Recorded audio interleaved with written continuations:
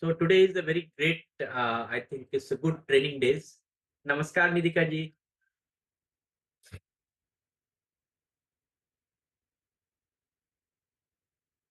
Okay.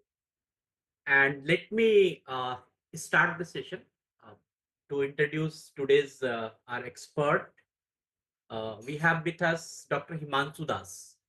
And Dr. Himanshu Das is a very renowned specialist in rehabilitation and special education, and he has been the directors for the national institutes in India. We have the national institutes for all the disabilities, like the intellectual disabilities. We have the one national institutes for the multiple disabilities. We have another institute. Then we have the institute for the visually impaired persons. Likely that we have the around 10 national institutes.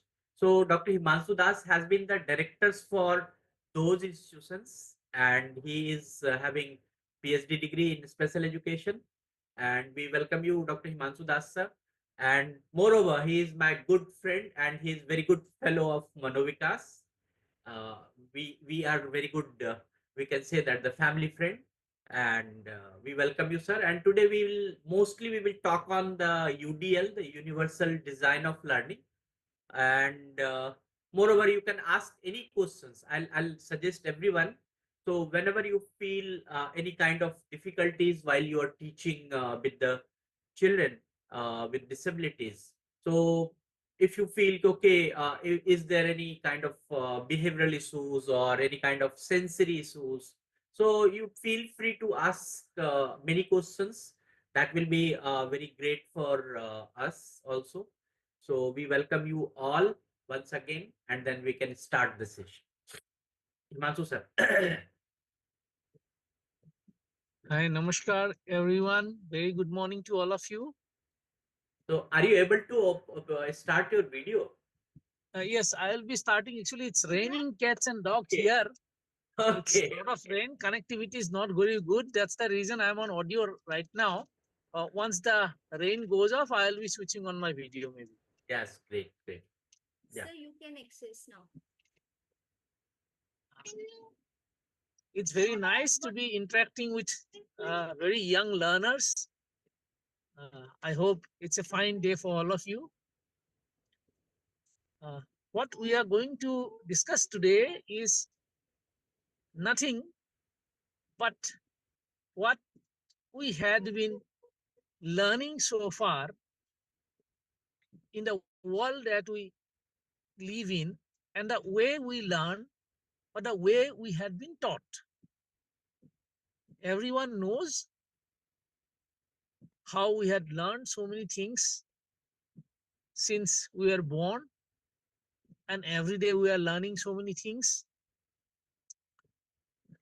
How we are learning so many things, and how we are being taught so many things directly or indirectly through somebody or within the nature's framework of training and learning resources that the nature provides us. Say, for example, we have all learned to run, talk, socialize, be with people,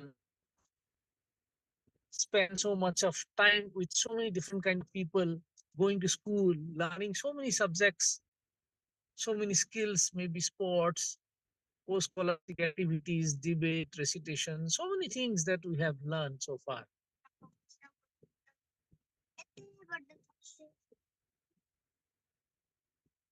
So let's see how we actually have learned. Many of us may have actually learned more by, say, for example, seeing others around us. So we may have used the sense of vision to the maximum. So by seeing, many of us may have learned so many things. At the same time,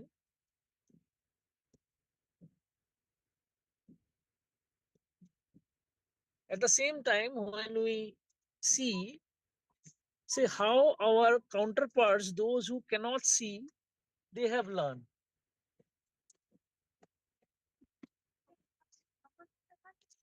So those who cannot see, they have also learned. I have so many friends, those who are blind,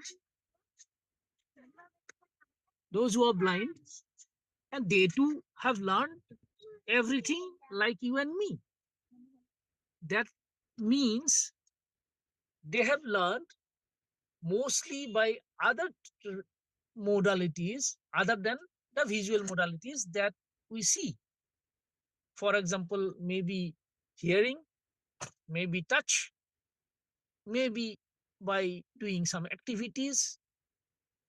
But by and large, say in colloquial language, maybe mostly the blind people, blind students may have learned through hearing, touch, and maybe by doing some activities. Now, let us talk about the children, those who may not have hearing. I have so many friends, those who cannot hear. And in the villages, in the developing countries like India, you have, say, a lot of children, they may not be having hearing aid also, or those hearing aid may not be working also. In such circumstances, they may not be hearing, but they are learning many things. I have many colleagues, those who have got severe hearing loss, and they are at very, very good positions in their life. So they may have learned mostly through maybe hearing and seeing and other modalities. So, in a nutshell, we can say we learn through our different senses. Those may include vision, hearing, touch, smell, or whatever you see. Doing some activities. So, idea is of us may have preferences for different routes of learning. We call them styles of learning.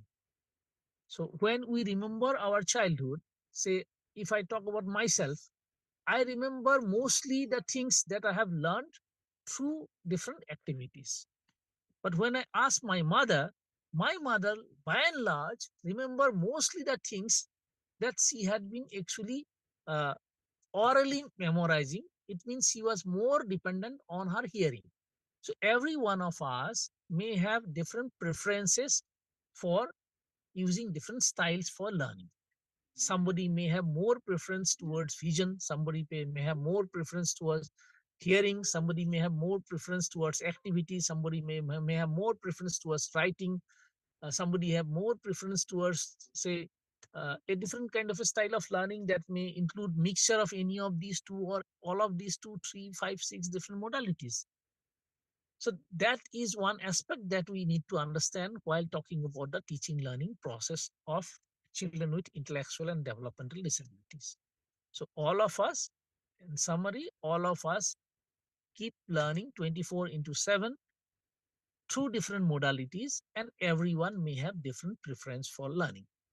Now, when you want to put that up in the teaching learning process as a teacher, as a trainer, as a volunteer, or as a peer support group, it may become very difficult sometimes to exactly know which learning style a child is preferring.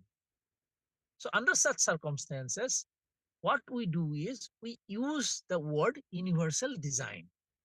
So, here comes the question of universal design for, say, number one, giving an instruction or explaining a topic or presenting a topic. So the word here is universal design for, say, instruction or for presentation or for, say, giving a particular topic for learning. So once a learner is specially able, what we advise is to use as many modalities as possible: vision, touch, hearing, through different activities. Let us try to present an activity or present a topic or present a concept through as many modalities as much possible. If I remember my childhood when I was very young going to school, most of these Indian schools will be using mostly 80% of the time the modality of, say, hearing. The teacher will be talking, and we as students will be only listening. But today, when I see our children going to schools, I see it's not the teacher who is talking. They are engaging in different activities. They are having computers, they are having smart boards, they are having blackboards, they are having so many activities to present a topic. So that's how the learning is becoming better, and learning is becoming more suitable for all learners with special need. Now comes the second issue. So it is after the presentation thing, then we come to the topic of engaging the learners. How do you engage the learners? So again, I come back to my childhood. When I was a child, we used to go to school. Learner engagement was not focused much. Teacher will be talking and we were advised to be listening. It was very difficult for the whole of the class to be listening to the teacher for the whole day. Teachers may be changing after every 40, 45 minutes, but at the same time, all the teachers would be only talking and we are here sitting for the whole day listening. Those days are gone now. Now, if I go to a good school and meet some good teachers, then we realize that all these students today are being engaged into different activities. Supposing I'm giving a nursery class or preschool class. Today we want to talk about, say, apple. So we are giving them the task of, say, planting an apple tree or selecting apples from a group of fruits and then peeling the apple and then cutting the apple and then, say, eating the apple or making some dish uh, through using the apple, and then, say, painting an apple or painting an apple tree, and maybe doing different making a fruit salad by using the apple. So many activities we are giving the learner that the learner is engaged throughout that 30, 40, 50 minutes of class that we are targeting at. So the second issue coming to teaching learning activity is the issue of engaging all the learners as best possible through different activities. After the students are being introduced to a topic, the universal design for presentation is gone. Then we targeted at universal design for engagement of all the learners. So up to this period, it means all the students were presented with a certain concept or a topic, and all the students were being engaged on a certain topic, task, through different activities, through different modalities. After that, the task of the teacher or the learner is to evaluate the learner. So how the learner is to be evaluated or to be assessed for the learning outcomes, how much the learner has learned. So say, for example, I go back again to my old classrooms when I was a child. So our learnings were evaluated only through two modalities. In the class, always the teacher will be asking some questions and the students have to orally answer. Those who could answer, they are pass. Those who could not answer, they will be fail. As simple as that. And at the end of the year, there will be a written examination of, say, 2 or 3 hours. All the students will be required to, say, write an examination. There will be questions written in a question paper, and all the students will be writing the answers of those questions. So primarily the mode of evaluation used to be in the class oral, and at the end of the course or the end of the curriculum, it will be, say, a written test. Now, when I go to a school, especially at the young level, pre-primary level or elementary level or preschool level, I see that all the students are being evaluated, number one, throughout the year. Number two, through different activities. Say somebody is very good at, say, oral. Somebody may be very good at writing long answers. Somebody may be very good at learning short answers. There may be students who might be preferring a true false kind of answer. There might be students maybe preferring, say, fill in the blanks, might be preferring matching the columns, or might be preferring drawing something, or might be preferring to answer the question or the concept through some kind of a project or some kind of a painting or some kind of a group work. So there are enormous amount of activities through which we can judge the learning outcome of the class. The moment we use or expose the classroom to so many activities through which the student is able to express his learning of the concept or the activity, we label it as multiple modes of multiple modes of uh, evaluation or multiple modes of expression. And that takes us to the third level of the universal design. Then we'll call it as universal design for expression, or universal design for assessment, or universal design for evaluation. Now, coming back again to the three components of universal design, the first component that we discussed was the component of a presentation, through which we tried presenting the activity through as many modalities possible. Those who included, say, visual modality, auditory modality, activities modality, writing modality, or using different senses.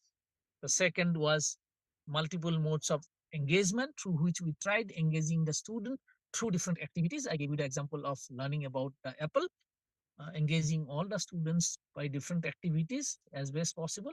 And third was multiple modalities for expression, through which we tried evaluating the students or assessing the students' outcome through by using different means. So all the three things, wherever and whenever, whether it is your circumstances or my circumstances or any circumstances, wherever these three things are used as best possible, learning outcomes will be the maximum. Now, when you talk of children with intellectual and developmental disability, because most of the time their mind or their mental age may be lower than their physical age. Under such circumstances, maximum modalities that you use in terms of presentation, activity, and expression will help the learner to memorize or to learn or to sort of express his learning as best possible.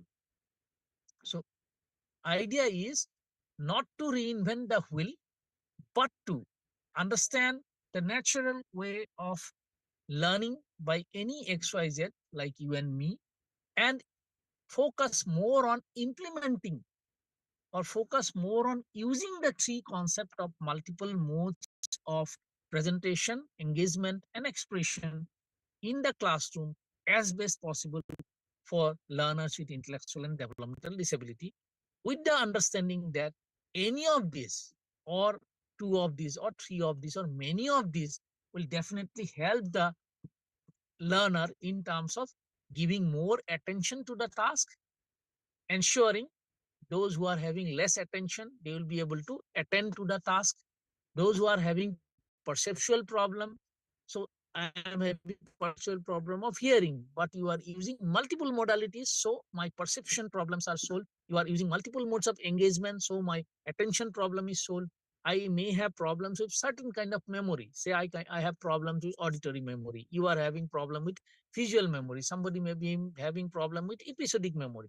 But the moment you are using multiple modes of engagement, expression, and presentation, then the memory is also taken care of, and cognition at the neurological level. The Recording brain, in progress. at the neurological level, the brain is sort of making lot of new neural connections. We call them schema. So development of schema happens much more when you use these kind of multiple modes of training or multiple modes of learning. Schema formation also gets help. The moment you are having more and more schema, and more schema are getting connected with each other, those neural connections that I'm talking about, chances are that it will add to your future learning, and those learning will remain with you for a longer period of time. Now, that's how we talk about uh, all these teaching learning processes circling around persons with intellectual and developmental disability must be able to have these three elements of universal design for learning: presentation, engagement, and uh, expression. And this multiple mode words is a very scientific yet very artistic word, because for a teacher, uh, non-creative teacher, this multiple mode may mean just two or three activities, and for a very artistic teacher, this may mean a huge list of activities, never-ending list of activities that we see around when we work with children or work with parents or work with volunteers or work with teachers in the teacher training segment. Idea is to practice as many skills possible, taking examples of such concepts in terms of using multiple modalities. So it is a matter of practice too. Once you start practicing this word of multiple modalities to giving up a concept, supposing somebody asks you to talk about a, say, chair. What is a chair? Now, how do you present this concept of chair through 101 different modalities? Maybe multimedia, maybe computer, maybe tab, maybe YouTube, maybe I don't know. So many modalities you can use. At the same time, you can be a carpenter and try making a chair yourself. So using multiple modes for uh, engagement as well. Say, let us draw a chair, let us paint a chair, let us make a cutout of a chair, let us really make a chair, maybe a doll chair or maybe a real chair or whatever it is. And then finally, at the time of expression, also using multiple modes for expression. That includes, again, maybe doing an activity, maybe oral, maybe written, or whatever it is. So idea is all those things as best as you will practice in terms of specific activities, your learning will improve in terms of using multiple modalities.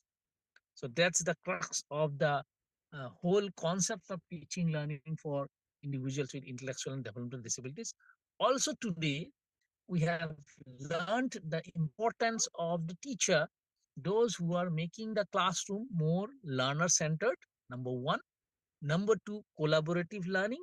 Number three, cooperative learning. So I don't know uh, which country uses these three concepts more. India, by and large, is learning to use these three concepts while any teaching learning process is going on. Idea is today's learners are different breed of learners. They are exposed to so many learning modalities at their home 24 into 7. So maximum of the time, the the learning teaching learning process must be learner focused more, not the teacher focused. So the focus should be on learner more. Learners should be allowed to sort of interact more, question more, engage more. Number two is collaborative learning, where everyone is engaged into different activity, yet learning the same thing from each other, each other, helping from learning of each other, and cooperative learning, where everyone is trying to sort of help each other to cope up with the learning deficits or learning strengths, whatever they have. So these three things kept in mind, learning cooperatively, learning with collaboration, and whether as a teacher or the trainer or the parent or a volunteer, I give more focus to the learner, his choice, his interest, his abilities, his previous learning, his interest into certain kind of activities or his learning style. All these things together can help children with intellectual disabilities to learn more. And also further, uh, for children with intellectual and developmental disabilities, uh, as best possible, if we can use uh, reinforcers, reinforcement, rewards as much possible. Reward doesn't only mean giving them something to eat. Mostly they may be social rewards. So rewarding students, and also parallelly trying as best possible to make task or the learning project or the content as small, as simple as possible. We call it in scientific term breaking down of a task. So breaking down of a small task is called task analysis. Further, those small tasks are further broken down sometime to help the learners. We call them task slicing. If you take example of some physical activities, say when you brush your teeth, you try to break the task into very small activities. And then those kind of learning, if you use in the format of academic learning or any other learning formalities, say you are learning football, so you try to divide football into learning so many steps. So stepwise learning also helps children with special needs. Maybe Ologzi will better prefer maybe asking questions to the students, and maybe we'll try to explain things more.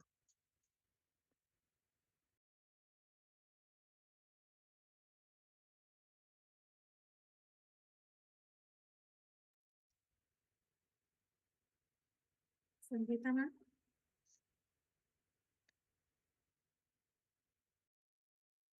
Yeah. What happened? I was just missing. Yeah. Sir. Maybe Alokji, we can invite some questions Yeah, yeah. or Okay.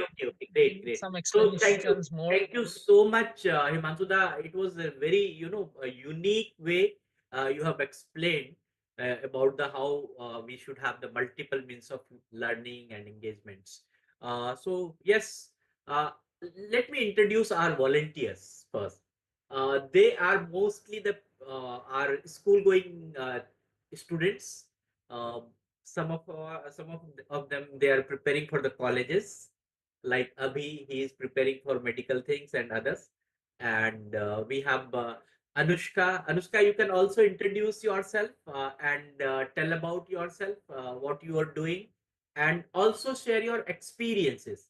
And we have the many parents volunteer, means we can say that the more proactive volunteers, because these the parents they understand Hindi, और हमारे जो वहाँ वाले volunteers हैं जो असल volunteers हैं, they have the limitation in Hindi language. So mostly I have seen and observed that the parents, the grandparents, and the other friends and everyone is very much associated. So we have the use network of the Smile volunteers. So please feel free to ask any questions. Number one, and I'll before asking the questions, I'll request you just share your experiences, how you feel about it, what gives you while you comes in Smile sessions, what makes you happy in that. Okay, so we can start with Anushka. Yeah. Hi, I'm Anushka. I am a ninth grader in high school, and I teach math on like Mondays. And we have And very that's my sweet mom. children. Yes, I'm her Yeah. mom. And we have very sweet children in that class that we have become very fond of now. Yeah. And we know all their names and we like seeing them every Monday. Yeah. Well, Monday for us, Tuesday for you. Well, yeah, I mean because it's like Monday where I am. Great. So you have any questions? Is the youngest volunteer in our group. Oh, great. Yeah. So actually, I did have a question. It was interesting listening to you. So one of the things, because we are trying to do math with them, and she uses the whiteboard and she writes on the whiteboard, and that seems to work out very well for things like subtraction. So last time we noticed, we also try and do ascending and descending numbers with them. But for that we use the text box, not like the marker. Right, but it's the same thing. We're writing. She writes a text box.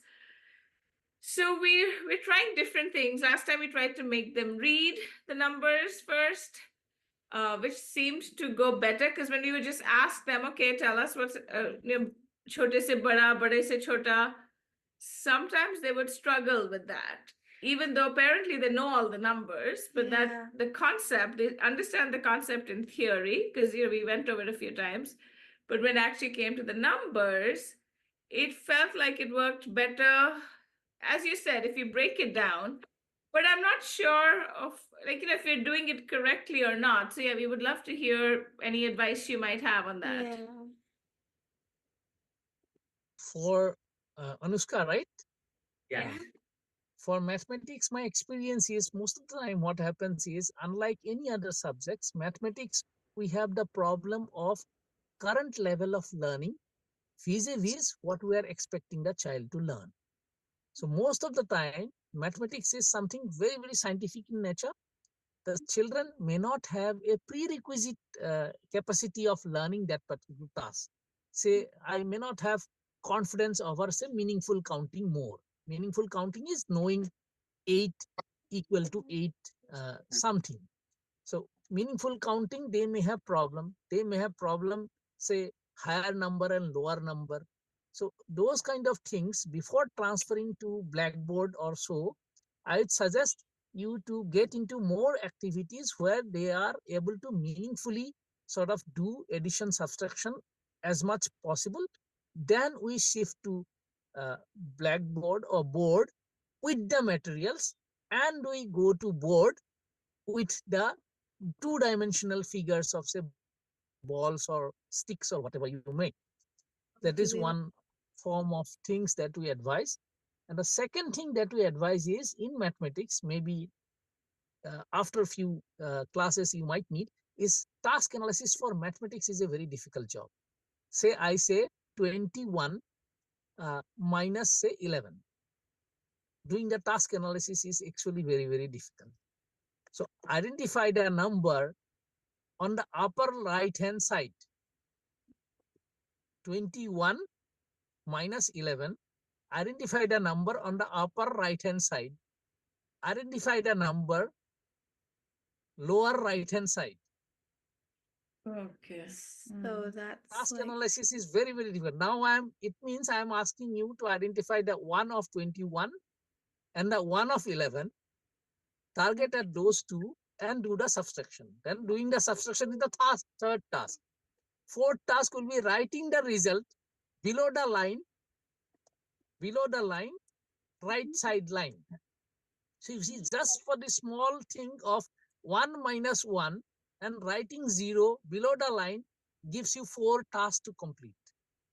Similarly, if you come to the left-hand line, identify the line on the left-hand top, identify the number on the left-hand bottom, do the calculation or whatever you want to give them, and the result needs to be written exactly below the left line, and after the line that you have drawn for it. So small things, but unless you do this say 8-9 tasks separately and train them separately, they would tend to mix up things. They might write the numbers here and there, and they might do miscalculations. And also before shifting to those boards or anything, you do those tasks in a playful manner with as many some materials objects as much possible. Write the numbers, but use as much materials as possible. So once they are thorough with that, because meaning of mathematics is very, very important. If you can relate the mathematics to a meaningful task before attempting the task, say you have 2 chocolates, I give you 2 chocolates, how many makes it total? Or you have 4 chocolates, you have to give 2 to your classmates, how many will remain? This is something very, very meaningful. The blackboard is not very meaningful, or the board is not meaningful.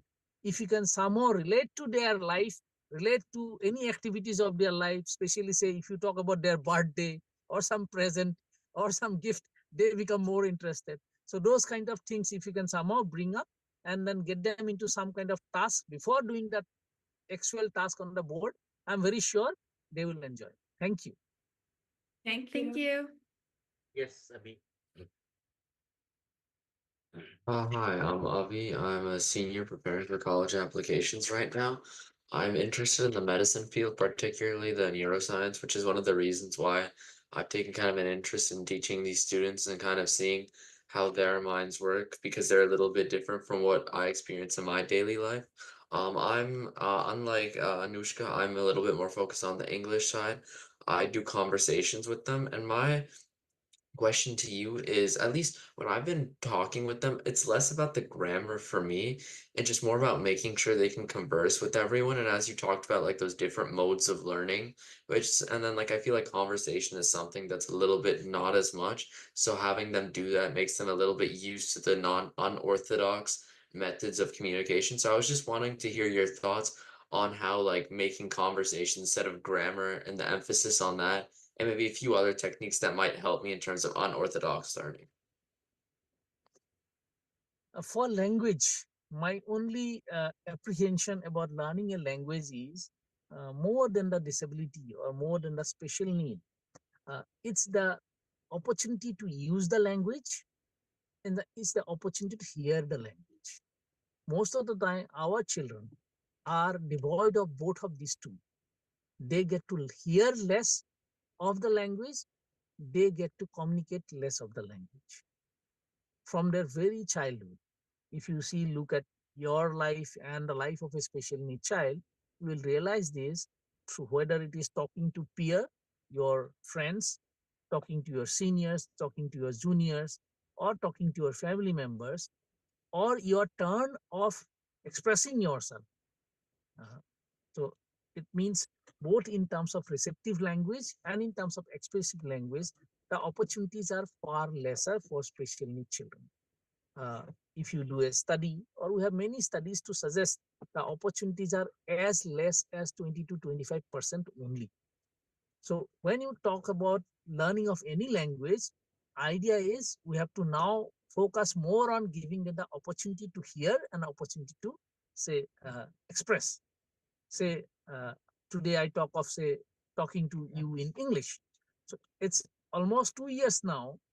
I did not get the opportunity to hear English nor speak English. After 2 years, I'm getting this opportunity to hear and speak English.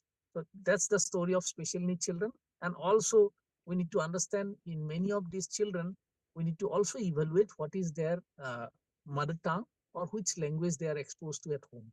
We find a lot of students, families where they have multiple languages.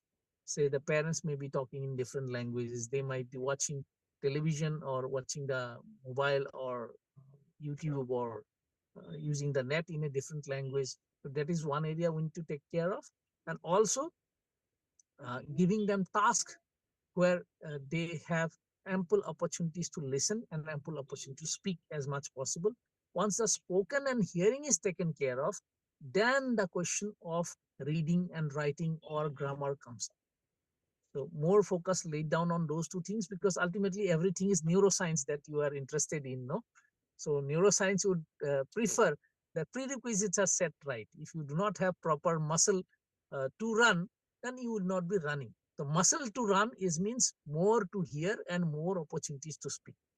So if you do not have those two things, they may not be able to get grammar very well. Thank you. Thank you so much.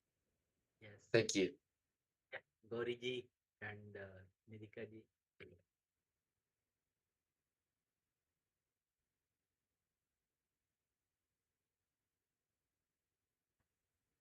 Sir आपका like हमें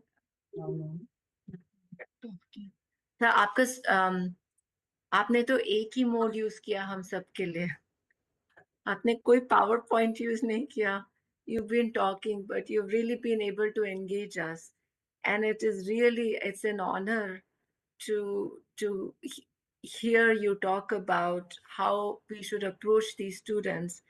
I just want to say ki you know your the universal design of the you say about the presentation, about the engagement and the expression, it comes to life when I go back to I actually Avi is my son and I help because he doesn't know Hindi. तो जब हम लोग इन students को पढ़ाते हैं तो I feel that we do okay with the presentation. We use visual aids, we use a few pictures. We try to engage every student. But what comes in, at least English, what I find is the most meaningful is giving the ability to express. When the kids are able to speak the sentence, I can sense how joyful that experience is for them. And simple sentences we keep, but we engage every student. It's 4 or 5 small classroom hota hai, but जब वो बोल पाते हैं वो sentence, उनको बहुत अच्छा लगता है, and that gives them a boost and a bounce. And next time they want to speak more and more. So whatever you say is just making so much sense. They feel engaged and they're able to express. But we're only able to use one mode because it's a Zoom call. But maybe we can try to explore more ways of letting them express themselves. I think we can improve on that. Just to add to what you are saying, Yes. ma'am, I'll give you a small example. Me and my mother both lived in Tamil Nadu for 5 years. I picked up only 3 words of Tamil. My mother could speak in phrases in 5 years. Reason being, when it comes to language, most important thing is the need to speak, the pressure to speak, the stress to speak, the motivation to speak. So I worked in office 12 hours a day, everybody would be knowing mostly English or Hindi. So I never had this need to speak. So out of say hobby or out of such enjoyment or whatever, I learned few words to communicate. At the same time, my mother will be dealing with, say, the cook, the gardener, the cleaner, and everyone helpers around, or the drivers. They would not know Hindi or English, so mother was forced to sort of learn Tamil. And that is very, very important, that any language, if you want students to speak or read or write, whatever, uh, the willingness, the need must come from within. So that's a very, very difficult task to be implementing inside a classroom. It's not like a guy from Punjab wants to go to Canada or US and then gets into a English speaking class and doesn't learn anything, because that need has not been felt yet. But the moment the guy is in US or Canada, after 2 months that the guy starts speaking English. So how do you bring such environment in the classroom that the actual need to speak arises in the classroom? Thank you, ma'am. Thank you. Thank you, sir. Yes, Gauri. Hi, this is Gauri here. I've been teaching at Manavakas for like 2 years, I think so, by now. I have mix of students. Some are verbal, some are non-verbal, and I teach basic stories. Like I have a book, and I teach stories. The method I see that works with, like for me, like you said, engaging. First of all, engaging with them, and then reinforcing. And I have read those stories so many times now that they also say, "Oh, man, we have this. Though we have done before, we have done this before." So they have. So I just first I read every sentence, then I translate into they're like Hindi, then I say it in Hindi, and the story can go from there to anywhere. We learn colors in there, we learn alphabets, we learn everything. So for me, the class means that I'm giving them some time, and they're interacting and having fun. So yes, I feel that the most important aspect in that is reinforcing. And sometimes I repeat a sentence for like 2 or 3 times, so that it at least some part of it, first of all, registers with them. And then maybe I pick up words from that, and then I say the meaning of that word in Hindi, and then I tell it in English. And any drought, सूखा सूखा कैसे पड़ता है, सूखे में क्या होता है, और फिर उसको ड्राउट कहते हैं, उसको ड्राउट कहते हैं. I repeat it like 3 or 4 times. So they are like, they engage with me, and they are like there was a time I was reading a story for ice cream, and they were all like, "Oh ma'am, itni garmi pad rahi hai, it is so hot." तो गर्मी को English में क्या कहते हैं? Hot कहते हैं. So the story can go anywhere. It's not, for me, it is not about the story. It is about how they are engaging and interacting with me, which is a very important point. And then the ice cream, the flavors of ice cream, the color of ice cream. So that is where the class comes to life, bilkul aise, they are like, they just engage. So yes, engaging and reinforcing are the 2 techniques that I think works for me. Yeah. Great. And I have seen that Lekhaji is here. Lekhaji, you want to say something? Yes, I think I think today I have learned more than I have taught so far. I think it is so wonderful that everybody is sharing their experience of teaching, how to teach. I'm learning from you guys. I have done speech classes, I have done math classes, and I know it is difficult with the regular children. It is not so much of a more difficult, but it is challenging, definitely. And it is more rewarding. It is such a rewarding process dealing with these kids. And, Gauriji, what you said made a lot of sense. It's not the results, it's the process. I think that's what you were emphasizing. That Yes. when you deal with these children, It's not the end result, it's the process, how we take them and how they come. And it's such a fulfilling process. And I think it is great thing. I enjoy dealing with any children. Children are the precious commodity of tomorrow. And you guys taught me today a lot more than I knew. Thank you. Great, great. And I have seen that Paresh ji is also here. So you want to say something, sir?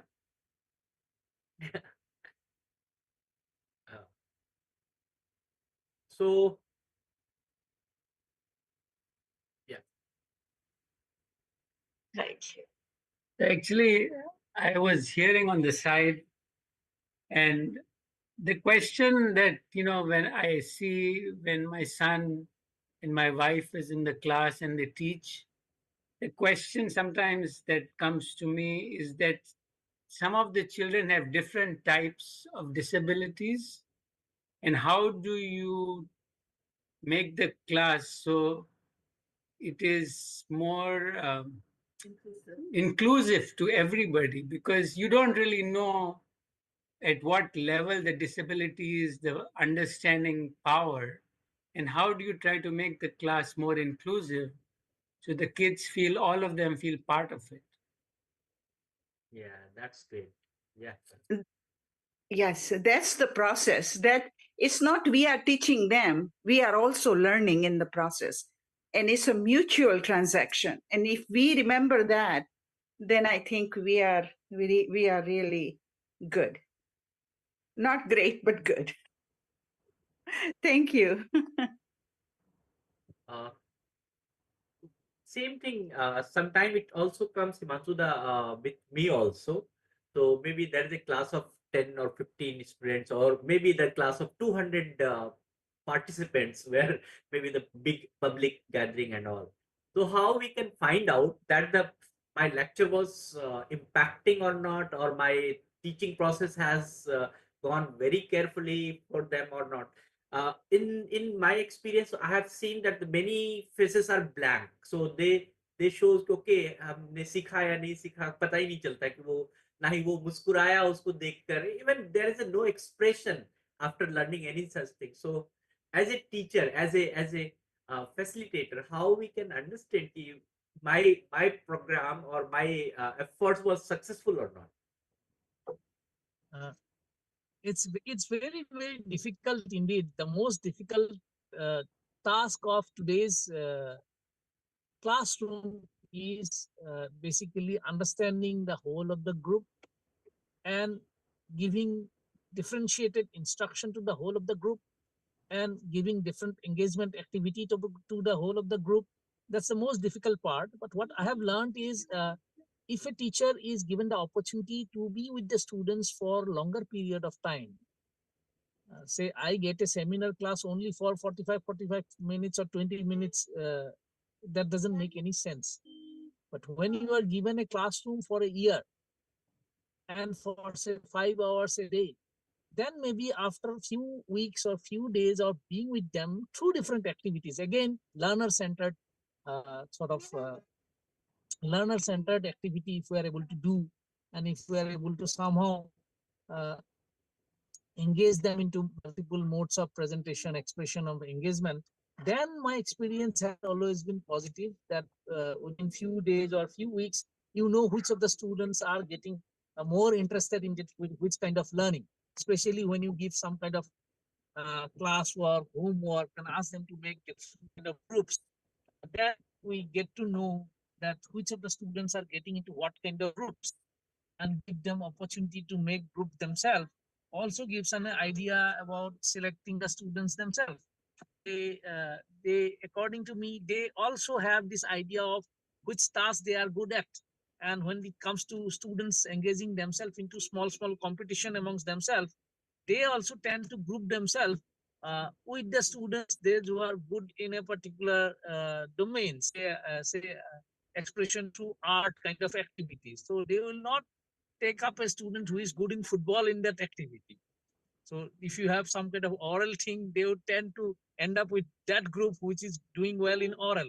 So it's a matter of time. I understand, very difficult thing. It's a matter of time. But all of us engaging into students for longer period of time, giving sufficient amount of time for play, sports, dance, theater, music, art, crafts, yoga, physical education, and so forth, gives us an opportunity to get to the learner's style of learning. But unfortunately, today's classroom are more becoming more and more academic oriented and competition oriented. So it has become a self.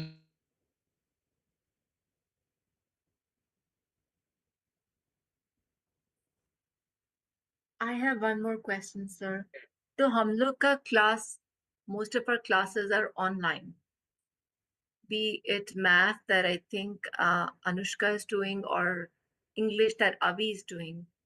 Do you have any tips or suggestions as to how can we improve the engagement? Because online may there are limitations. There is always that barrier.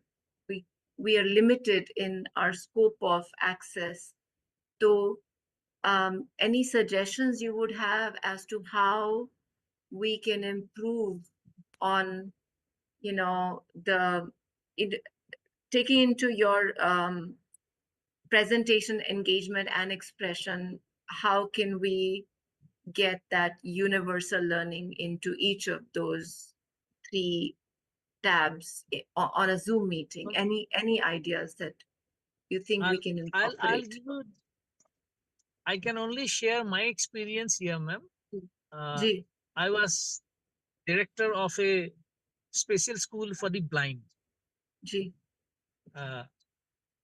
And during COVID time, all my students had to undergo online education for almost 1.5 years. Right.